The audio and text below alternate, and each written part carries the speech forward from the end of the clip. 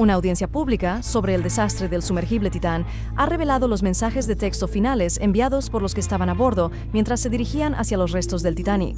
Uno decía, "Todo bien aquí", antes de que la nave se implosionara y matara a todas las personas a bordo.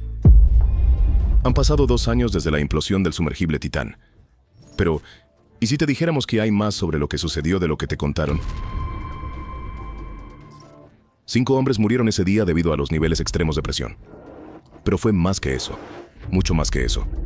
Esto es lo que realmente sucedió en el año 2023 con el todopoderoso sumergible Titán. ¿Cómo comenzó todo? El 18 de junio de 2023 se registró un evento trágico como ningún otro en el Océano Atlántico Norte, cerca de Terranova, Canadá. El Titán, como se llamaba, era un sumergible operado por OceanGate, una compañía estadounidense conocida por realizar diversos tipos de expediciones en el mar profundo. Este en particular, sin embargo, fue diferente, por razones que no son tan buenas. Este submarino estaba en una misión para explorar los restos del Titanic. Esta expedición, como otras anteriores, se suponía que sería una experiencia única en la vida para aquellos a bordo. Desafortunadamente, el sumergible implosionó durante el descenso y llevó a la desgarradora pérdida de las 5 personas a bordo. Entre las víctimas había 4 hombres adultos y un niño pequeño. Han pasado casi 2 años, pero sus familias no se han recuperado de la pérdida que nunca vieron venir. Pero volvamos al lugar y cómo comenzó todo esto, y te sorprenderás de cómo termina. OceanGate era una empresa privada que comenzó en 2009 y fue fundada por 2 hombres brillantes, Stockton Rush y Guillermo Sondlein. Realmente tenían un talento para hacer las exploraciones marítimas profundas más accesibles para las personas que tenían el interés y el presupuesto para tales aventuras. En una entrevista de 2019 con la revista Smithsonian, Rush resumió el atractivo de tales expediciones. En sus palabras, solo hay un naufragio que todos conocen. Si le pides a la gente que nombre algo bajo el agua, serán tiburones, ballenas, Titanic. Y desde 2010 hasta el trágico incidente con el sumergible Titan en 2023, a Rush le encantaba lo que hacía. OceanGate de hecho ofrecía viajes para clientes que pagaban usando sumergibles comerciales. Estas expediciones tuvieron lugar en lugares como las aguas de California, el Golfo de México e incluso el Océano Atlántico. Simplemente era una empresa que ofrecía a las personas la oportunidad de ver partes del océano que la mayoría nunca soñaría con visitar. Sin embargo, Stockton Rush empezó a ver las cosas de manera muy diferente. Más tarde se dio cuenta de que explorar naufragios podría ser mucho más que una aventura para él y sus clientes. Podría convertirse en una gran manera de obtener atención mediática. ¿Y qué hizo él? Se propuso planear la inmersión más histórica de todas, y en verdad lo fue. El viaje para explorar los restos del Titanic comenzó a aceptar reservas a principios del año 2023. Rush contactó personalmente a Jay Bloom, un empresario estadounidense, y le ofreció a él y a su hijo 2 asientos en la excursión a un precio significativamente reducido.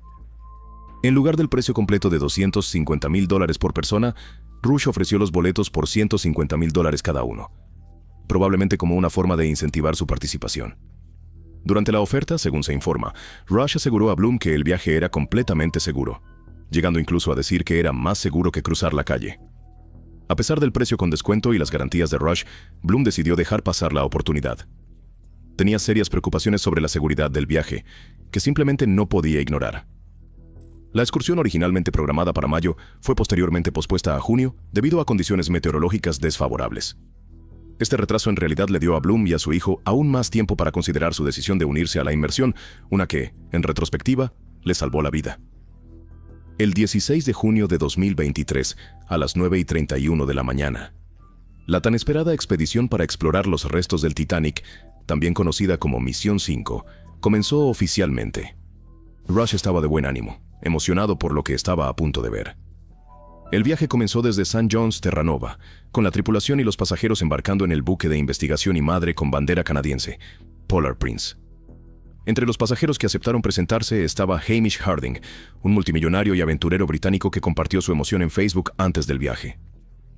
En su publicación mencionó que debido al peor invierno en Terranova en 40 años, la misión probablemente será la primera y única misión tripulada al Titanic en 2023. En sus palabras, "Se ha abierto una ventana de clima, y vamos a intentar una inmersión mañana". Harding también mencionó que la operación estaba programada para comenzar muy temprano a la mañana siguiente, alrededor de las 4 en punto de la mañana. Si tan solo hubiera sabido lo que sucedería esa mañana. El barco, MV Polar Prince, efectivamente llegó a las cercanías del sitio del naufragio del Titanic temprano, el 18 de junio de 2023, llegando aproximadamente a las 5:15 de la mañana. Para las 8:30 de la mañana, 5 personas, es decir, toda la tripulación de esta expedición, fueron cuidadosamente cargadas en el sumergible Titán. La embarcación estaba posicionada sobre una plataforma flotante especializada conocida como el Sistema de Lanzamiento y Recuperación, diseñada para asistir con el proceso de descenso y recuperación.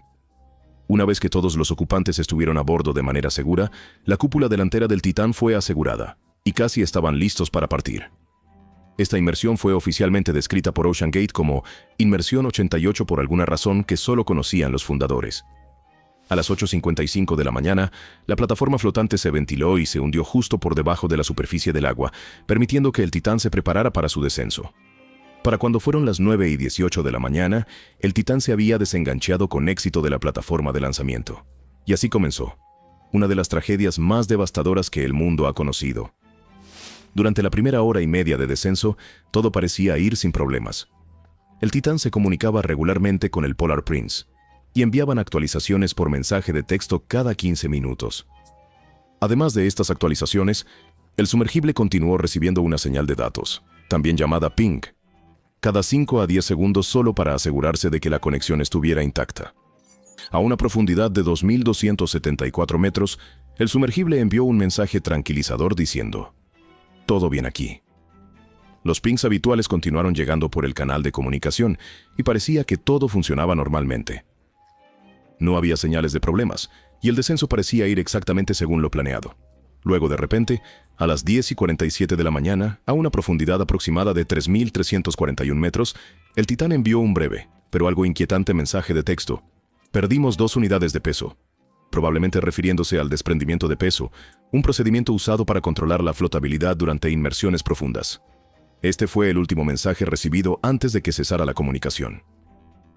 Apenas unos segundos después, a las 10:47 de la mañana, se recibió el ping final del Titán. Y eso fue el fin de toda comunicación. En ese momento no hubo más noticias del sumergible, y el Polar Prince y su tripulación estaban allí esperando más señales. Las sospechas comenzaron a aumentar, y el sistema de detección acústica de la Marina de los Estados Unidos, que está específicamente diseñado para detectar los sonidos de los submarinos militares, captó una señal acústica inusual, solo unas horas después de que el Titán se hubiera sumergido. Esta señal era consistente con lo que los expertos luego describirían como el sonido de una implosión, algo que ocurre cuando un sumergible experimenta una falla de presión a profundidades extremas. Originalmente se esperaba que el Titán emergiera a las 4:30 de la tarde, y todo parecía estar en camino para la inmersión. Sin embargo, cuando llegaron las 7:10 de la noche, y todavía no había señales del sumergible, supieron que algo había salido terriblemente mal. La búsqueda. La Guardia Costera de Estados Unidos fue notificada de inmediato de que el buque estaba desaparecido, y en solo minutos comenzó una búsqueda oficial. Mientras tanto, la Marina examinó más de cerca sus datos acústicos del momento de la inmersión y detectó que algo podría haber salido mal en algún lugar. Esta información fue rápidamente compartida con la Guardia Costera, pero aún no querían sacar conclusiones precipitadas. Tal vez solo estaban fuera del alcance comunicativo. Además, entendieron que cuando el Titán partió en su misión, estaba equipado con suficiente aire respirable para que sus 5 pasajeros duraran hasta 96 horas. Esto significaba que incluso si realmente estaban desaparecidos, los pasajeros habrían tenido aire para sobrevivir durante varios días, y los equipos de búsqueda tendrían un margen de tiempo para localizarlos y rescatarlos. Desafortunadamente, pronto se dieron cuenta de que esta ventana nunca estuvo abierta. La Guardia Costera de Estados Unidos, la Marina de Estados Unidos y la Guardia Costera canadiense estaban a la vanguardia de la operación y comenzaron a reunir todos sus recursos y experiencia para asegurarse de que fueran encontrados. Aeronaves tanto de la Real Fuerza Aérea Canadiense como de la Guardia Nacional Aérea de Estados Unidos se elevaron al cielo y estaban escaneando el área en busca de cualquier señal del sumergible. Mientras tanto, un barco de la Armada Real Canadiense también fue desplegado para proporcionar apoyo adicional en el agua. Además de estos esfuerzos militares, varios barcos comerciales y de investigación fueron llamados para ayudar a buscar la vasta extensión del océano. Estos barcos operaban con tecnologías avanzadas, incluyendo vehículos submarinos operados a distancia, que se utilizaban para buscar en las aguas profundas y oscuras donde el Titán probablemente se perdería. En la superficie, barcos y embarcaciones peinaban cuidadosamente el área en busca de cualquier señal de escombros o restos flotantes. Bajo el agua, se utilizó tecnología de sonar para mapear el fondo del mar y buscar el sumergible a profundidades donde podría haber descendido. Se emplearon todos los métodos posibles para localizar el Titán lo más rápido posible, pero fue tarde, demasiado tarde. Desafortunadamente, el mal tiempo dificultó aún más las cosas. Era bastante difícil ver algo, lo que impidió que los equipos pudieran hacer su trabajo tan eficazmente como querían. Pero afortunadamente, al día siguiente, el clima mejoró un poco y se volvió un poco más fácil para todos los involucrados continuar la búsqueda. Sin embargo, las condiciones del mar seguían siendo menos que ideales, y las bajas temperaturas del agua no ayudaron en absoluto. En ese momento, se dieron cuenta de que habían encontrado la ruta más rápida hacia el barco y los pasajeros desaparecidos. Normalmente, muchos sumergibles están equipados con balizas acústicas. Estos son dispositivos especiales que los rescatadores podrían detectar para ayudar a localizar su ubicación bajo el agua.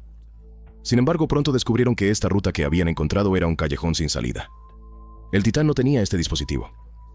A la 1:18 de la tarde del 22 de junio, el sector noreste de la Guardia Costera de los Estados Unidos anunció oficialmente que habían descubierto un campo de escombros cerca del naufragio del Titanic.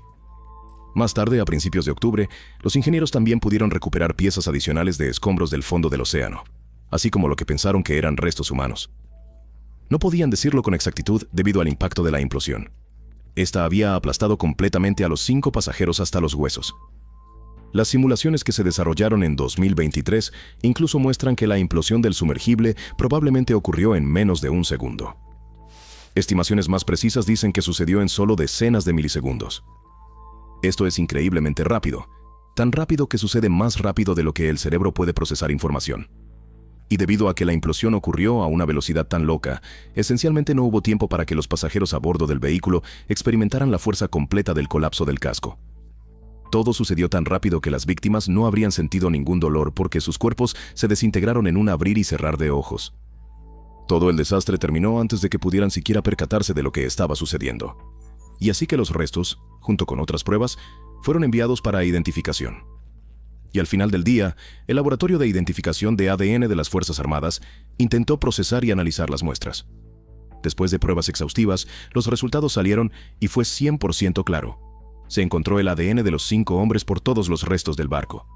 Sin embargo, cuando comenzó la investigación, descubrieron que Rush sí tenía bastantes esqueletos en su armario. Rush tenía muchos problemas. Las investigaciones sobre el trágico accidente continuaron durante meses, y parte del enfoque fue entender qué podría haber contribuido al desastre. Imaged David Lockridge, un exdirector de operaciones en OceanGate, pareció dar su testimonio basado en su experiencia con la empresa, y fue bastante perturbador. En 2016, OceanGate estaba realizando una inmersión con otro de sus sumergibles, el Cyclops 1, para explorar los restos del transatlántico Andrea Doria. El Andrea Doria era un transatlántico italiano que se hundió trágicamente en el Océano Atlántico en la noche del 25 al 26 de julio de 1956, después de colisionar con el barco sueco Stockholm, frente a la costa de Nantucket, Massachusetts. En ese momento, el Andrea Doria era considerado uno de los barcos más impresionantes de Italia. Era el más grande, rápido, y se creía que era el transatlántico más seguro de la flota italiana. De los 1.706 pasajeros y tripulantes a bordo, 1.660 fueron rescatados y sobrevivieron a la prueba. Esto fue gracias a los esfuerzos de los barcos cercanos y las operaciones de rescate que se pusieron en marcha. Sin embargo, 46 personas en el Andrea Doria perdieron la vida debido a la colisión. En el Stockholm, que también sufrió graves daños, 5 miembros de la tripulación murieron durante el incidente. Ahora, Lockridge explicó que OceanGate había organizado una expedición para visitar el sitio del naufragio. Y como el piloto más experimentado del equipo en ese momento, esperaba tomar el control del sumergible para esa misión. Sin embargo, Stockton Rush, el CEO y cofundador de OceanGate, insistió en que él lo pilotaría en su lugar. Lockridge reveló en su testimonio que se había opuesto a que Rush tomara el control porque sentía que a veces Rush tomaba decisiones basadas en sus propias preferencias, en lugar de lo que podría ser mejor para la situación. Aparentemente, Rush respondió afirmando inmediatamente su autoridad como jefe de la empresa. En palabras de Lockridge, Rush le dijo: «Solo recuerda, soy el CEO, tú solo eres un empleado». A pesar de sus objeciones y preocupaciones, Lockridge aún quería participar en la inmersión y persuadió a Rush para que lo dejara unirse a la misión como parte de la tripulación. Junto a Lockridge, también había 3 pasajeros de pago a bordo del Cyclops para la inmersión. Pero los problemas comenzaron casi de inmediato. Lockridge recordó que mientras Rush estaba al timón, tenía serias dificultades para iniciar correctamente la inmersión. El sumergible parecía no responder. y a Rush le estaba costando entender cómo hacerlo funcionar. Lockridge dijo que intentó ayudar, pero Rush no escuchaba ni a él ni a nadie más. De hecho, ni siquiera siguió las prácticas estándar de seguridad antes de su inmersión. Como es procedimiento estándar para cualquier piloto experimentado de sumergibles, se suponía que debían hacer una pausa y evaluar cuidadosamente su entorno antes de proceder, especialmente porque era bastante difícil ver algo allá abajo. Sin embargo, según Lockridge, Rush se resistía a este consejo y continuaba discutiendo con él dentro del sumergible. Lockridge describió cómo cada vez que intentaba tomar el control de la situación al alcanzar el controlador, Rush lo alejaba más y más para mantenerlo fuera de su alcance.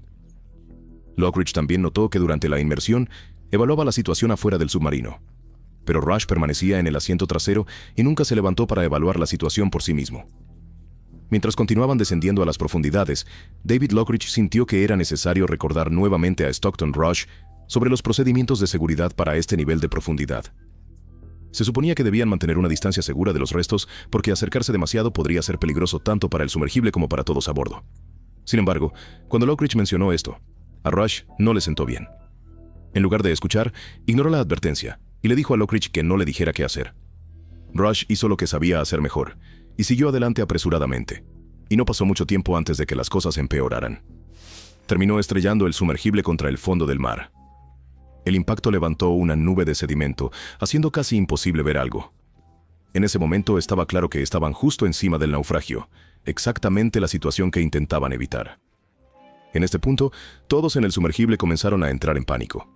Una de las pasajeras de pago, claramente aterrorizada y frustrada, finalmente perdió la compostura. Según Lockridge, ella comenzó a gritar y maldecir a Rush, exigiendo que le entregara el controlador. Según Lockridge, cuando la situación dentro del submarino alcanzó su punto de quiebre, Rush finalmente decidió entregar el controlador, pero de una manera que distaba mucho de ser profesional. En lugar de pasarle el controlador con calma, Rush se lo lanzó a Lockridge. El controlador golpeó a Lockridge en el lado derecho de su cabeza, antes de caer al suelo. Para empeorar las cosas, uno de los botones del dispositivo se rompió cuando cayó. A pesar del caos, Lockridge no dejó que el momento le afectara. Rápidamente recogió el controlador, arregló el botón roto y de inmediato tomó el mando del sumergible. En 15 minutos había logrado navegar fuera de la situación potencialmente peligrosa y los llevó de regreso a un lugar seguro. Sorprendentemente, sin embargo, Rush pareció estar arrepentido después. Reconoció su actitud anterior y pareció lamentar cómo se habían desarrollado las cosas durante la inmersión. Cuando salieron a la superficie, Lockridge dijo que los otros pasajeros estaban obviamente aliviados y agradecidos. Incluso lo celebraron por intervenir y tomar el control cuando las cosas estaban a punto de salir mal. Sin embargo, algunas cosas cambiaron. Lockridge dijo que su relación con Rush nunca se recuperó después de ese incidente. Algo había cambiado entre ellos. En algún momento, Rush incluso dejó de hablarle. Para 2018, David Lockridge fue despedido de OceanGate después de una disputa sobre el enfoque de la empresa hacia el buceo, especialmente en el desarrollo del submarino Titan. Lockridge tenía serias preocupaciones sobre la seguridad del submarino y los métodos de la empresa, y no dudó en expresarlas.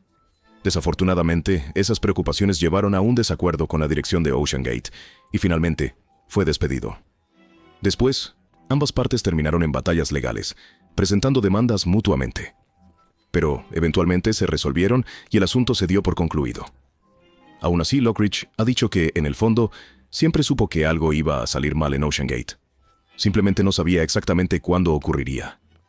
Después de su testimonio, los investigadores continuaron preguntando a los testigos sobre cualquier problema previo con inmersiones pasadas, especialmente la que tuvo lugar justo antes del último y trágico viaje del Titán. Todavía estaban tratando de armar el panorama completo de lo que podría haber salido mal, buscando señales de advertencia o problemas recurrentes que podrían haber llevado al desastre, y encontraron uno. El Dr. Stephen Ross, quien fue el antiguo director científico de OceanGate, fue otro testigo que testificó durante los procedimientos. Habló sobre todo lo que había ocurrido durante la penúltima expedición al sitio del naufragio del Titanic. Según el doctor Ross, esta inmersión tuvo que ser abortada debido a un mal funcionamiento de la plataforma en la que estaba el sumergible Titan. El mal funcionamiento causó una serie de problemas que finalmente llevaron al piloto a estrellarse contra el mamparo trasero del sumergible. Esto causó una situación caótica para los pasajeros dentro, con uno de ellos incluso quedando patas arriba en el espacio reducido. Afortunadamente, nadie resultó herido durante el incidente, y la inmersión fue finalmente cancelada y abortada. Sin embargo, estaba claro para todos los involucrados que había una serie de problemas serios que el equipo de superficie debía manejar y abordar. Renata Rojas, una banquera que anteriormente había realizado una inmersión al naufragio del Titanic a bordo del sumergible experimental, estaba en la tripulación de superficie durante la expedición de 2023. Esta vez no buceaba, solo estaba como voluntaria para ayudar. Durante su testimonio, Rojas estaba comprensiblemente emocional al comenzar a relatar lo que sucedió el 18 de junio de 2023. El peso de la situación la golpeó fuerte, y después de unos momentos, la audiencia tomó un receso de 10 minutos para darle tiempo de recuperarse antes de continuar. Los investigadores aprovecharon entonces para preguntarle sobre el buceo que tuvo lugar justo antes de su propia expedición al sitio del naufragio del Titanic. Según Rojas, quien estaba presente en el barco durante esa inmersión en particular, algo sucedió mientras el sumergible Titan regresaba a la superficie. Informaron que un fuerte estruendo llamó inmediatamente la atención y causó preocupación. Ross, quien también estaba presente, hizo sus aportes y explicó que le dijeron que el ruido probablemente resultó del desplazamiento del casco de presión dentro de su cuna de acero o metal. El desplazamiento del casco, cuando regresó a su lugar, pudo haber causado el fuerte estruendo que se escuchó. Pero a pesar de las posibles razones peligrosas para el ruido que escucharon, Ross mencionó que, hasta donde él sabía, no hubo una inspección visual del interior del casco después del incidente. El CEO, Rush, nunca hizo un intento por averiguar exactamente qué salió mal con la inmersión abortada ese día. Pero eso no es todo. Lo que un hombre le dijo a los investigadores a continuación cambió todo. Había demasiadas advertencias. Un hombre llamado William Conan, quien es el presidente del Comité de Vehículos Submarinos Tripulados en la Sociedad de Tecnología Marina, explicó que las regulaciones de la industria son bastante estrictas en general. Sin embargo, OceanGate Expeditions logró eludirlas operando en aguas internacionales, donde esas reglas realmente no se aplican. De hecho, la empresa de Conan, Hydrospace, había diseñado una ventana que OceanGate solicitó para el Titan. Sin embargo, dejaron muy claro en ese momento que la ventana no podía usarse para buceo en aguas profundas a menos que pasara por pruebas serias y exhaustivas. De hecho, en el año 2018 se envió una carta formal directamente a Stockton Rush, después de que su imprudencia se hubiera mostrado muchas veces. La carta no fue solo de una persona. Fue firmada por varios expertos de la industria, incluido William Conan, quienes expresaron sus preocupaciones sobre la seguridad y otros asuntos relacionados con el diseño y la operación del sumergible. En la carta, advirtieron que el enfoque experimental de OceanGate para prácticamente todo, junto con su decisión de no permitir que una agencia de primera inspeccione el Titan, podría llevar a problemas serios, o como los describieron, catastróficos. También dejaron claro que compartieron una preocupación unánime sobre cómo se desarrolló el Titan. Además de eso, antiguos pasajeros que habían estado en el Titan describieron algunos problemas alarmantes, como la pérdida de comunicación varias veces durante los viajes. Un periodista de CBS que tuvo la oportunidad de ir en el sumergible en 2022 compartió un detalle bastante sorprendente sobre la experiencia. Antes de que pudieran siquiera abordar, se les exigía firmar un extenso documento de exención. Esta exención específicamente indicaba que el Titan se consideraba un vehículo experimental y, quizás lo más preocupante, que no había sido aprobado ni certificado por ningún organismo regulador.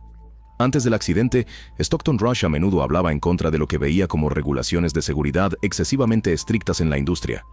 En una entrevista en 2021, incluso admitió haber roto algunas reglas cuando estaba construyendo el Titan.